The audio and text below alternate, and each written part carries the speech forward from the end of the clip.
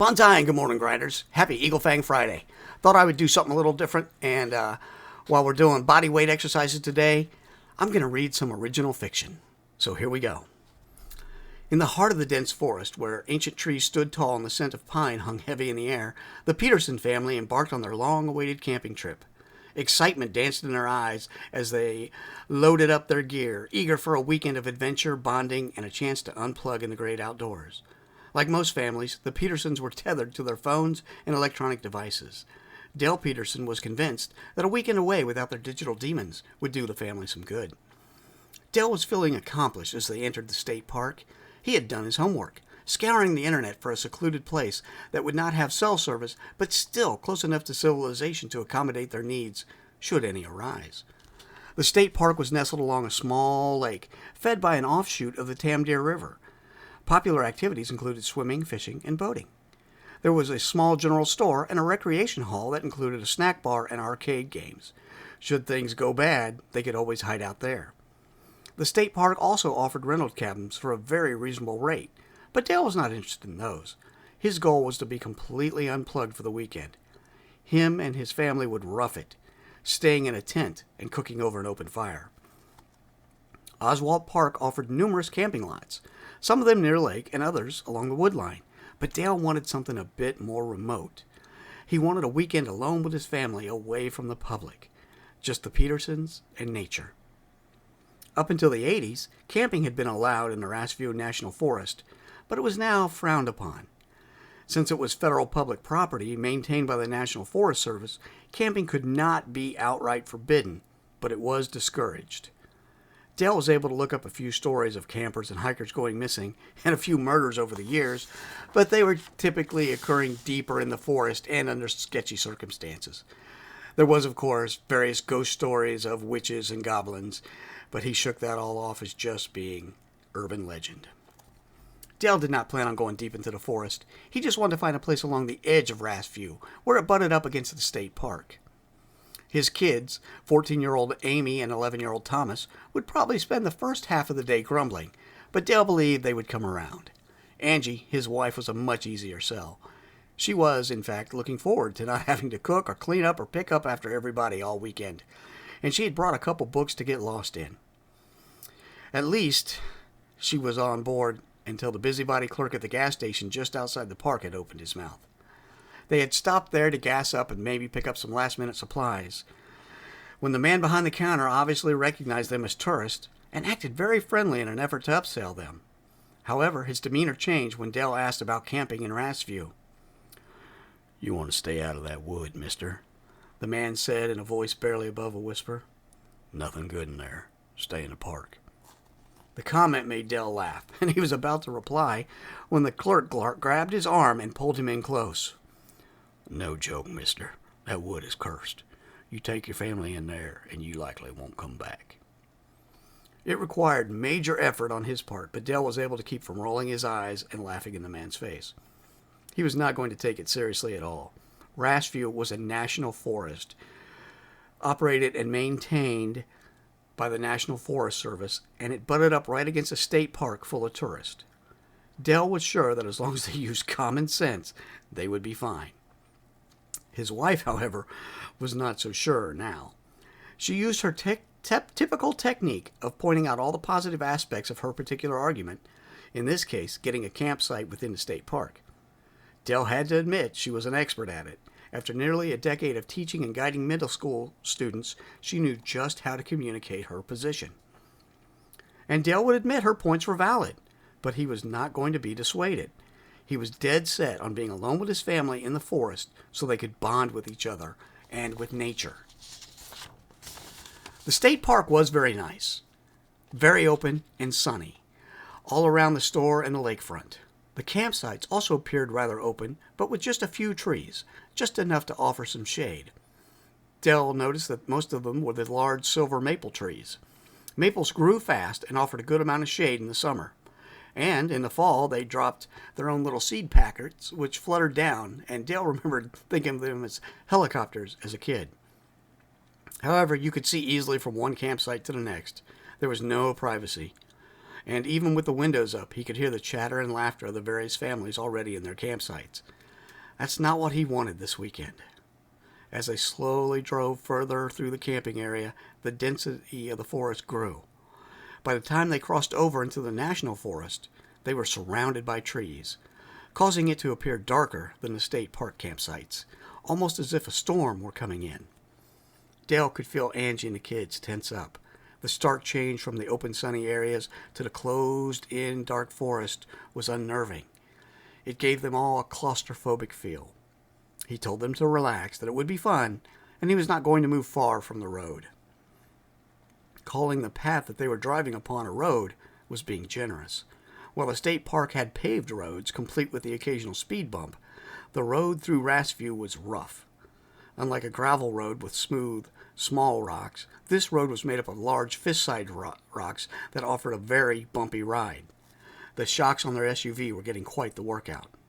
For a brief moment, he wondered if maybe he should turn back and return to the state park. Then, as if by magic, a secondary path opened up on the right. Dale could clearly see that while it was obviously not well maintained, there was a road. He could see 2 dirt groves moving through the trees. Angie immediately said she did not think taking the side road was a good idea, and he could see the concern on the kids' faces in the rearview mirror. But just as his wife started to suggest they turn back, the forest opened up into a clearing. Dale was so stunned by the sudden change that he stopped the SUV at the edge and just took in the view. From the back, he heard the kids say, "Wow," in unison. The sunlight burst through the trees like a message from heaven. It was breathtaking. To his surprise, Dale noticed that the grass was not all overgrown and weedy, but short and neat, as if it had been recently mowed. He did find it a little peculiar that there were no tire marks or mower tracks, which made him think this couldn't possibly have been mowed, but the grass is short. It's going to be comfortable, and we're not going to have to worry about insects, at least not ticks and the like. Dale knew they had found their campsite. Driving towards the middle of the clearing, Dale estimated it to be just a little smaller than a football field. They would have plenty of room to move about and enjoy themselves. Best of all, he found a spot safely to construct a fire pit, and they would be right next to a stream. Thomas got excited. He wanted to search for frogs and turtles, and Amy took delight in all the wildflowers that added color and variety to their surroundings. Even Angie was impressed, and the smile she gave him made the whole trip worthwhile. Working together, they were able to set up the camp in record time. Angie and Amy put up the tent, while Dale gathered some large stones, and his son got some wood so they could build a campfire.